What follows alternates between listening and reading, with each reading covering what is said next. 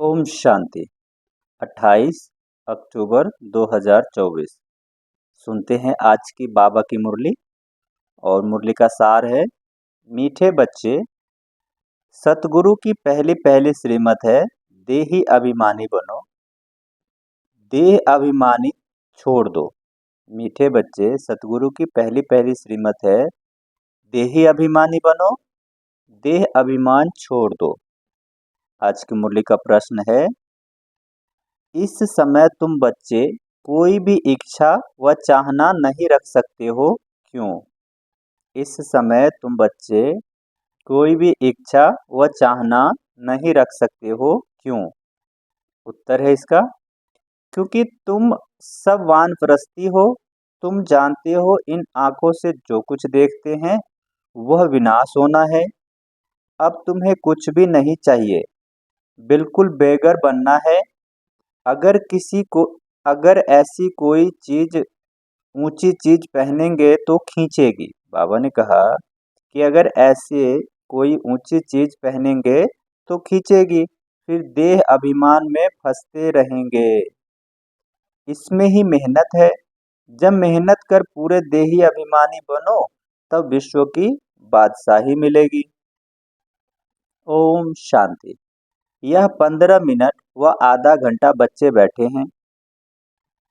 बाबा भी 15 मिनट बिठाते हैं कि अपने को आत्मा समझ बाप को याद करो। यह शिक्षा एक ही बार मिलती है, फिर कभी नहीं मिलेगी। सतयुग में ऐसे नहीं कहेंगे कि आत्म अभिमानी हो बैठो। यह एक ही सतगुरु कहते हैं। उनके लिए कहा जाता है, एक गुरु तारे बाकी सब बोड़े, यानी डुबोए। यहाँ बाप तुमको देही अभिमानी बनाते हैं, खुद भी देही है ना। समझाने के लिए कहते हैं, मैं तुम सभी आत्माओं का बाप हूँ। उनको तो देही बन बाप को याद करना चाहिए। याद भी वही करेंगे जो आदि सनातन देवी देवता धर्म के भांति होंगे। भांति तो बहुत है, नंबरवार पुरुषार्थ अनुसार।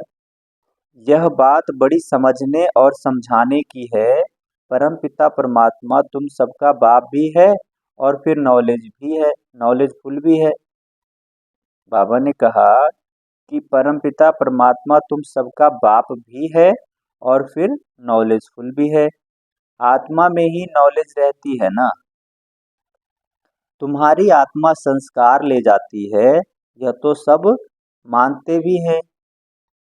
फिर दूसरी उसमें खूबी है, जो उसमें ओरिजिनल नॉलेज है, बीज रूप है। जैसे बाप तुमको बैठ समझाते हैं, तुमको फिर औरों को समझाना है। बाप मनुष्य सृष्टि का बीज रूप है, फिर वह सत्य है, चैतन्य है, नॉलेजफुल है। उनको इस सारे झाड़ की नॉलेज है और कोई को भी इस झाड़ की नॉलेज है नहीं।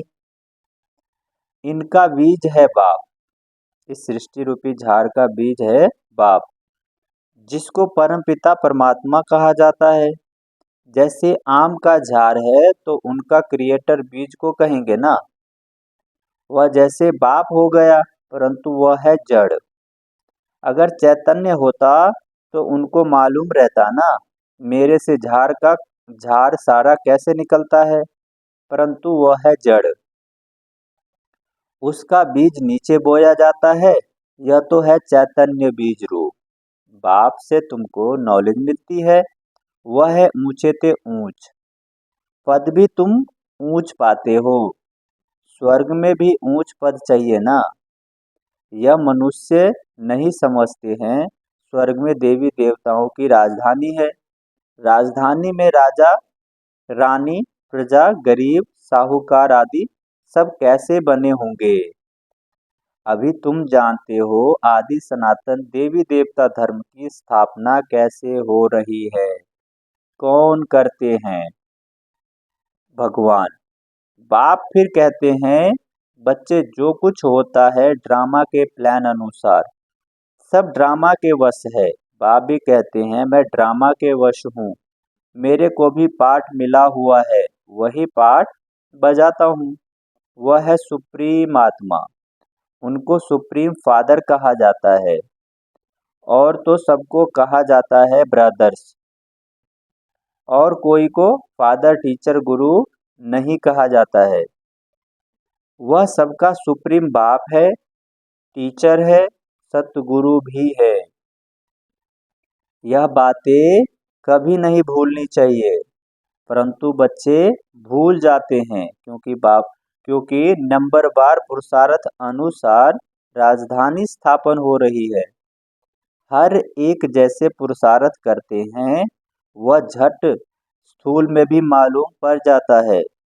बाबा ने कहा हर एक जैसा पुरुषार्थ करते हैं, वह स्थूल में झट मालूम पड़ जाता है। यह बाप को याद करते हैं व नहीं, देही अभिमानी बने हैं व नहीं। यह नॉलेज में तीखा है, एक्टिविटी से समझा जाता है। बाप कोई को कुछ डायरेक्ट नहीं कहते। फंक न हो जाए, अफसोस में पड़ जाएं कि यह बाबा ने क्या कहा और सब क्या कहेंगे। बाप बतला सकते हैं कि फलाने फलाने कैसी सर्विस करते हैं। सारा सर्विस पर मदार है। बाप भी आकर सर्विस करते हैं ना। बच्चों की ही बाप को याद करना, बाबा ने कहा कि बाप भी आकर सर्विस करते हैं ना। बच्चों को ही बाप को याद करना है। बाप याद की सब्जेक्ट ही डिफिकल्ट है। बाप योग और नॉलेज सिखाते हैं।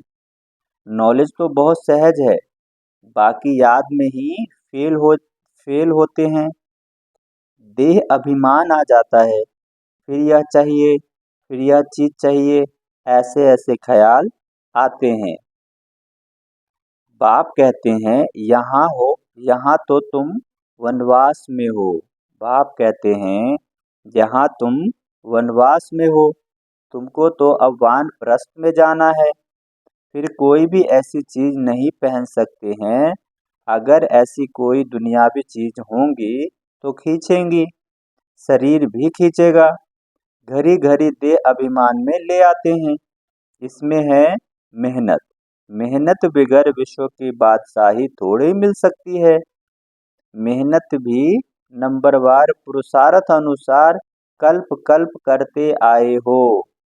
करते करते हो, बाबा ने कहा कल्प कल्प करते आए हो और करते रहते हो।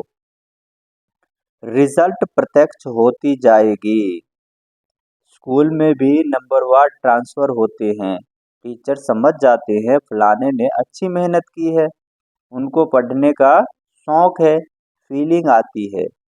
उसमें तो एक क्लास से ट्रांसफर हो दूसरे में फिर जाते तीसरे में आ जाते हैं। जहाँ तो एक ही बार पढ़ना है, बाबा ने कहा यहाँ तो एक ही बार पढ़ना है। आगे चल जितना तुम नजदीक आते जाएंगे, उतना सब मालूम पड़ता जाएगा। यह बहुत मेहनत करनी है, यह बहुत मेहनत करनी है। जरूर ऊंच पद पाएंगे। यह तो जानते हैं कोई राजा रानी बनते हैं, कोई क्या बनते हैं, कोई क्या बनते हैं। प्रजा भी तो बहुत बनती है। सारा एक्टिविटी से मालूम पड़ता है। यह देह अभिमान में कितने रहते हैं, इनका कितना लव है बाप से।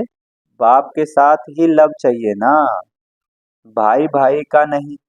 भाइयों के लव से कुछ नहीं मिलता है। वर्षा सबको एक बाप से मिलना है। बाप कहते हैं बच्चे अपने को आत्मा समझ मुझे याद करो तो तुम्हारे पाप कट जाएं। मूल बात है ही याद।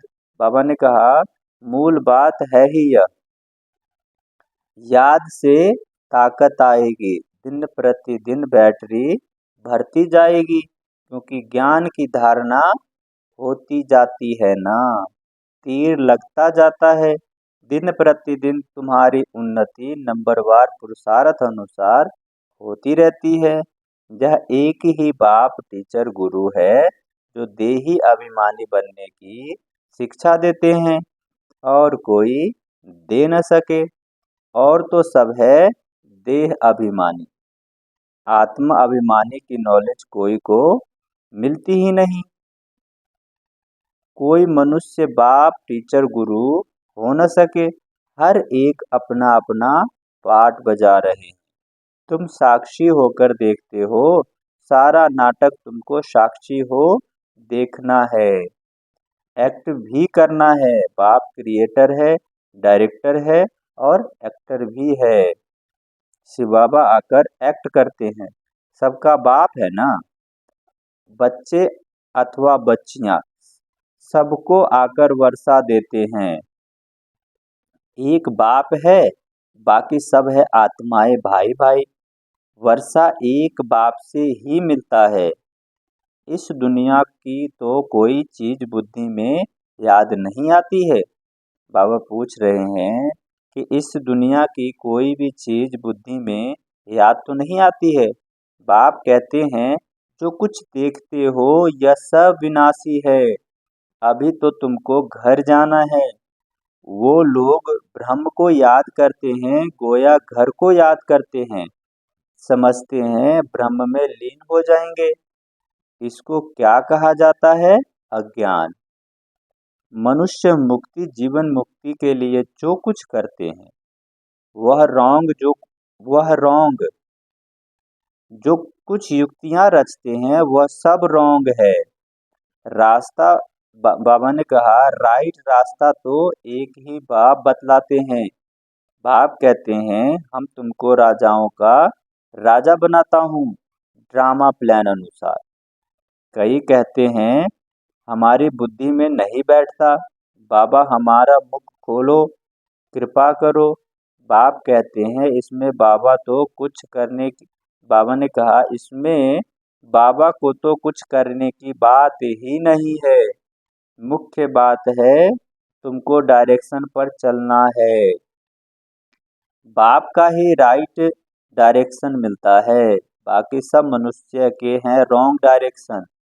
क्योंकि सब में पांच विकार है ना। नीचे ही उतरते उतरते रॉन्ग बनते हैं।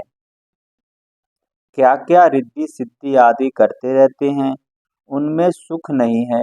तुम जानते हो यह सब अल्पकाल के सुख हैं। उनको कहा जाता है कागविष्टा समान सुख। सीढ़ी के चित्र पर बहुत अच्छी रीति समझाना है और झाड़ पर भी समझाना है।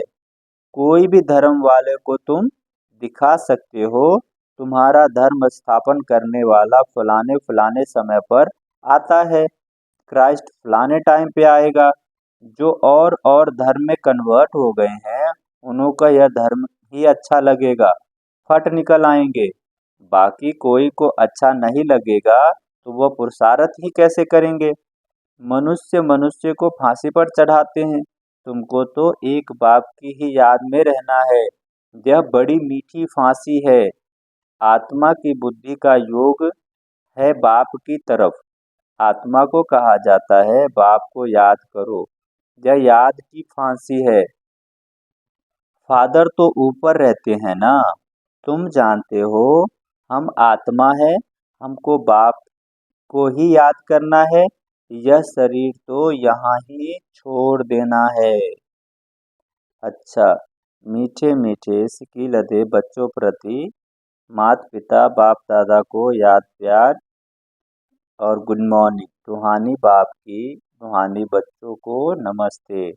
हम रूहानी बच्चों की रूहानी माता पिता बाप दादा को याद प्यार गुड मॉर्निंग और नमस्ते। सुनते हैं धारणा के लिए मुख्य सार। पहला है इस बेहद नाटक में एक्ट करते हुए सारे नाटक को साक्षी होकर देखना है। इसमें मूझना नहीं है। इस दुनिया की कोई भी चीजें देखते हुए बुद्धि में याद न आए। दूसरा पॉइंट है धारणा के लिए अपने आसुरी स्वभाव को बदल दैवी स्वभाव धारण करना है।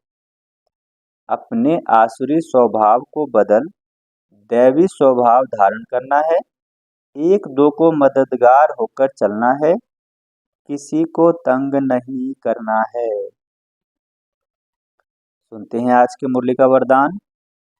स्वयं में सर्व शक्तियों को इमर्ज रूप में अनुभव करने वाले। सर्व सिद्धि स्वरूप भव, स्वयं में सर्व शक्तियों को इमर्ज रूप में अनुभव करने वाले सर्व सिद्धि स्वरूप भव। लौकिक में किसी के पास किसी बात की शक्ति होती है, चाहे धन की, बुद्धि की, संबंध संपर्क की, तो उसे निश्चय रहता है कि यह क्या बड़ी बात है। वह शक्ति के आधार से सिद्धि प्राप्त कर लेते हैं।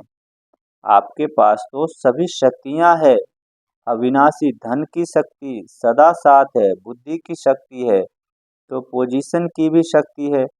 सर्व शक्तियां आप में हैं, इन्हें सिर्फ इमर्ज रूप में अनुभव करो, तो समय पर विधि द्वारा सिद्धि प्राप्त कर सिद्धि स्वरूप बन जाएंगे। सुनते हैं आज की मुरली का स्लोगन। मन को प्रभु की अमानत समझकर उसे सदा श्रेष्ठ कार्य में लगाओ। मन को प्रभु की अमानत समझ उसे सदा श्रेष्ठ कार्य में लगाओ, तो क्या होगा इससे? मन सदा शक्तिशाली बन जाएगी। अच्छा, ओम शांति।